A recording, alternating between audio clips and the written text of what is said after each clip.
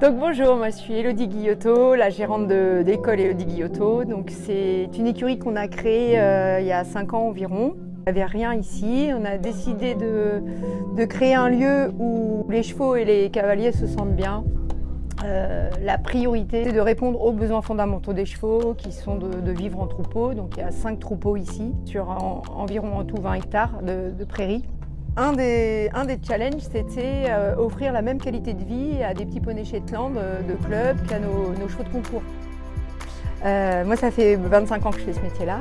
En première partie de vie, je me suis surtout intéressée à l'éthologie, à l'équithérapie, particulièrement la rééducation de chevaux compliqués, ce qui m'a amené rapidement à m'ouvrir un petit peu à tout ce qui se faisait à l'époque. On a été partenaire Lascens, dans les premiers partenaires Lascens il y a 25 ans. Et puis très vite, je me suis rendu compte que c'est les gens qui avaient souvent un problème, pas les chevaux. J'ai fait des études de psycho, travail en état modifié de la conscience, pour essayer de voir en quoi les chevaux pouvaient nous aider. Et ça a un peu généré aussi le nom de l'école ici. Ça s'appelle École Élodie Guillotot, ça a deux sens. D'abord, je voulais signer le travail que je propose. Et école parce que dans l'idée, on se sert des chevaux comme enseignants. Et c'est chaque jour se présenter à eux et dire voilà, qu'est-ce que tu as à m'enseigner aujourd'hui ? Alors ça peut être de l'enseignement classique. Après, il y a aussi des gens ici, il y a un pôle spirituel ou thérapie pour des gens qui n'ont pas envie de monter à cheval, mais qui ont envie d'apprendre à gérer leurs émotions, de se servir un petit peu de l'effet miroir que peut apporter le cheval. Et puis en parallèle, le mountain trail qui débute, là on va monter un parcours ici, l'équifile, parce que voilà, ça va avec le lien. Moi je travaille pas mal en thérapie également, donc j'ai passé tous mes BF équihandi, équimoteur pour pouvoir accompagner au mieux. Donc on va plus travailler sur du handicap social actuellement, des jeunes en réinsertion et aussi l'année dernière par exemple j'ai travaillé avec des femmes battues ou victimes de violences. Et c'est comment on réinstaure de la confiance en soi, comment on réinstaure le non à l'intérieur de soi. Et les chevaux, ils permettent ça. Voilà, les chevaux, ils permettent ça.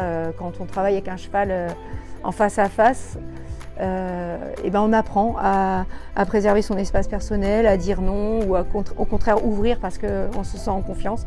Et le fait de se réapproprier ça avec un cheval, petit à petit, on peut le transférer et se réapproprier ça dans la vie. Et voilà, et c'est ça je dirais mon cheval de bataille, c'est comment faire pour que nos chevaux qui n'ont rien demandé au départ puissent continuer à vivre avec nous, à rester dans une curiosité éveillée, envie de partager. Et c'est comment nous, en tant qu'humains, faire travailler notre cognitif pour dire ok, qu'est-ce qu'il n'a pas compris, en quoi je peux l'aider pour que les choses soient plus claires et comment on peut les aider à retrouver un petit peu de la joie en fait. Parce que s'il y a de la joie, s'il y a une qualité de vie, on voit bien qu'on le retrouve, nous on se retrouve à travailler après en sécurité. Eux sont en sécurité et nous aussi. Et après, il n'y a rien de fixé ici, c'est-à-dire que le maître mot, c'est adaptabilité. En faisant ce travail-là, ça permet de les garder très longtemps. Donc on ne parle pas de retraite, on parle éventuellement pré-retraite. Mais pareil, c'est un travail qui va s'adapter. Et là où, par exemple, l'équi-coaching va être intéressant parce que ça va nous permettre de faire travailler des chevaux qui potentiellement ne peuvent pas faire de sport, mais ont plein de choses à nous apporter. C'est-à-dire qu'on va vraiment travailler avec toute la cavalerie. Donc là, il y a environ 40 chevaux sur site. J'en ai une vingtaine à moi. Et il y en a qui font que le baby poney, il y en a qui font que la compète, il y en a qui font tout. Leur point commun, c'est qu'ils font tous beaucoup d'extérieur. On fait énormément de travail en extérieur. On les sort énormément, on va beaucoup à la plage aussi. Enfin voilà, on essaie de faire des chevaux qui soient très polyvalents à la base. Et après, en fonction de leur potentiel, on spécialise. On met un vrai accent, j'ai mis beaucoup d'argent dans l'investissement de selle pour mes chevaux. Et ce que j'ai appris avec toutes ces années auprès des chevaux, c'est que si moi j'ai de la joie, si mon intention elle est claire, la technique passe en second plan. Ça va être, la technique va être comme un outil qu'on va utiliser, mais ça va pas être le point principal. Le point principal, ça va être la qualité de la relation. L'idée, c'est que les cavaliers soient acteurs de leur enseignement. Et moi, je me laisse guider aussi sur leurs besoins, qu'est-ce qu'ils ont envie de faire, est-ce que c'est créer du lien, est-ce que c'est aller à la compétition, etc. Et après, le fil, ça va être donc le bien-être pour tous. Et après, par rapport aux outils qu'on va utiliser, il n'y a qu'une chose là qu'aujourd'hui je ne fais plus du tout, c'est enraîner les chevaux. Et l'idée, c'était de créer une méthode intermédiaire. Mais voilà, ça va être en fonction des chevaux. Il n'y a pas d'imposer ici. Il n'y a pas cette philosophie de le licol c'est plus sympa ou le filet c'est mieux, c'est plus clair.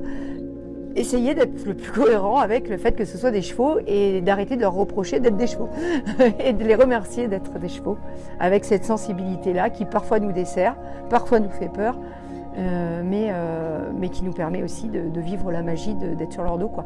De jamais oublier la chance qu'on a et garder l'humilité de se dire waouh, la chance que j'ai de monter sur un cheval qui fait 10 fois mon poids et qui accepte comme ça de me balader sur un parcours, de m'emmener en balade, enfin je veux dire, voilà. Et j'essaie d'enseigner ça aux gens, de leur rappeler que c'est une sacrée chance qu'on a.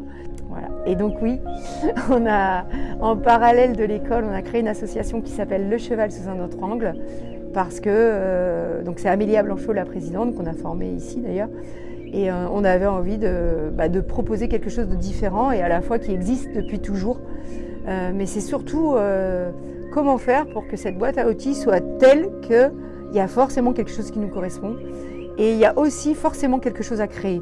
C'est-à-dire que là, la science nous montre qu'on comprend beaucoup de choses sur les chevaux qu'on ne comprenait pas il y a 10 ans, qu'on ne comprenait pas il y a 15 ans. Et c'est comment on prend en compte tous ces apports de la science pour apporter du bien-être aux gens et aux chevaux.